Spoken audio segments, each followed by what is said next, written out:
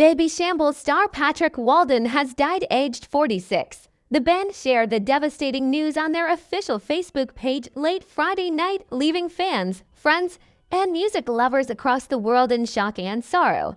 In a post both heartfelt and heavy, the message read, "It is with deep regret and sadness that we share the news of Patrick Walden's death.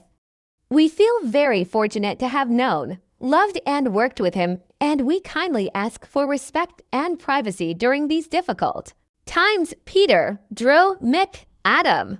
No cause of death was disclosed, but the gravity of the loss has left a palpable void in the hearts of many who followed his life and music. Patrick wasn't just a bandmate, he was a creative spirit who breathed life into Babyshambles' unique sound with his guitar and energy. He played alongside frontman Pete Doherty, bassist Drew McConnell, and drummer Gemma Clark, shaping a raw and haunting sound that captivated fans and critics alike. The band, a tumultuous yet brilliant creation, emerged in 2004 after Pete Doherty's much-publicized expulsion from the Libertines. That very year, they released their first single, the self-titled Babyshambles, which climbed to number 32 on the UK singles chart, signaling their arrival with a mix of chaos, vulnerability, and pure rock rebellion. Patrick's journey through music wasn't confined to Babyshambles. Before becoming part of the infamous band, he cut his teeth playing for several other acts including Fluid, The Six Cold Thousand, and The White Sport. His range was evident and his talent unmistakable. He even performed as a guitarist for James Blunt, showcasing his versatility and skill in completely different musical landscapes. For many, Patrick wasn't just a guitarist, he was a visionary, an enigma, a man whose soul seemed to spill out with every chord he struck. The haunting quality of his guitar work was never showy, but it always left an impression. He played with feeling, with attitude, with the kind of passion that couldn't be faked. In many ways, Patrick embodied the spirit of what rock and roll should be: raw, unfiltered, a little bit messy, and absolutely, unforgettably human. As news of his passing spread, tributes poured in from fans and friends alike. Social media became a tapestry of sorrow, celebration, and memory. One message read, "This is such sad news. Bless you, Pat. We're all going to miss you. Rest in peace, my lovely man." Another fan wrote with palpable grief and reverence, "The best guitarist of his generation. Such an exciting and original person to watch. RIP." Others expressed disbelief and heartbreak, with one message reading, "Oh no. I can't believe it. My heartfelt condolences. Thinking and praying for you in these sad days." Another tribute, brimming with emotion, captured what many felt. "You're gonna be Miss Pat. Best guitarist we ever met. One of the good guys. Rest in peace, mate X." These weren't just obligatory statements. They were overflowing with real grief, genuine admiration, and a recognition of the quiet yet seismic influence Patrick had on music and people alike. Patrick's musical career is closely intertwined with the chaotic, often scandal-ridden, yet undeniably magnetic narrative of Babyshambles. Their journey wasn't smooth, it was jagged and unpredictable, much like the music they made.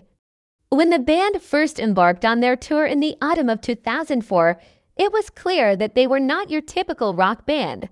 Their live shows had a reputation for unpredictability, and one infamous night at the London Astoria in December of that year cemented their status as both legends and liabilities in the British rock scene.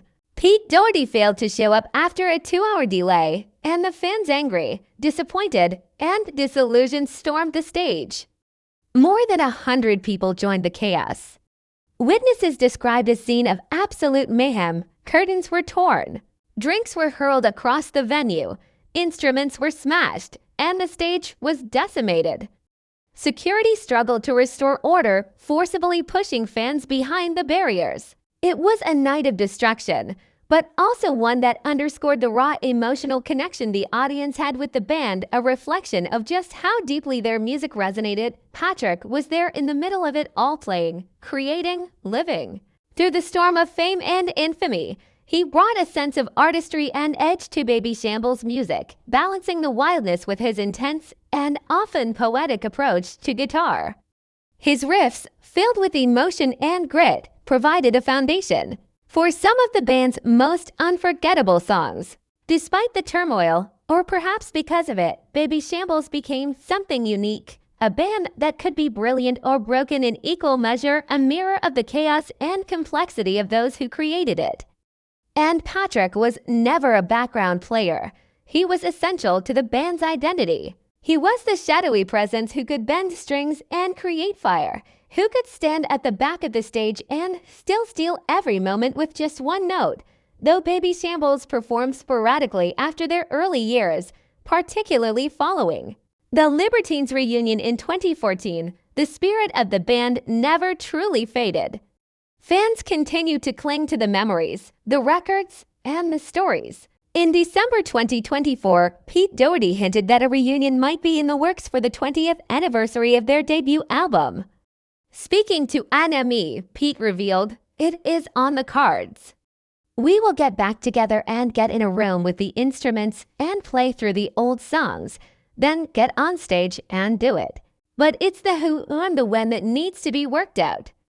I think we'll just keep that one on the horizon and deal with that one next year." It was a glimmer of hope, a promise that perhaps the spirit of what they created could be revived once more. And though Patrick will not be part of that future physically, his essence, his music, his soul, his influence will echo through every note played. Now, as the music world mourns his loss, it becomes clear that Patrick Walden was far more than a footnote in rock history. He was a part of a movement, a creative force who helped define an era with 6 strings and boundless emotion.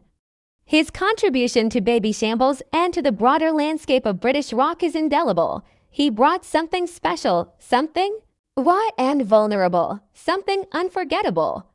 He was, in many ways, the heartbeat of a band known for its chaos.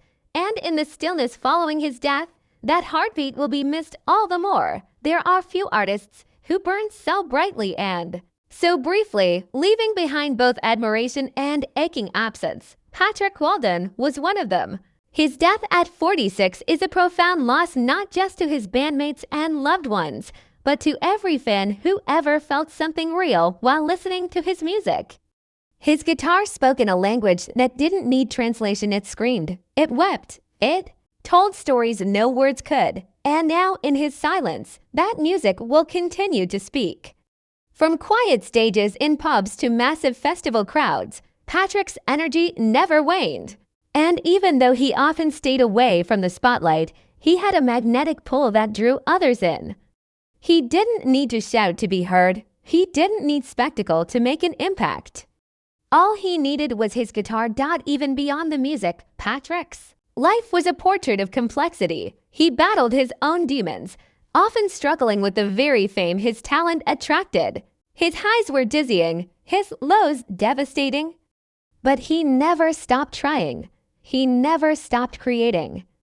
And for that resilience, he earned the admiration of his peers.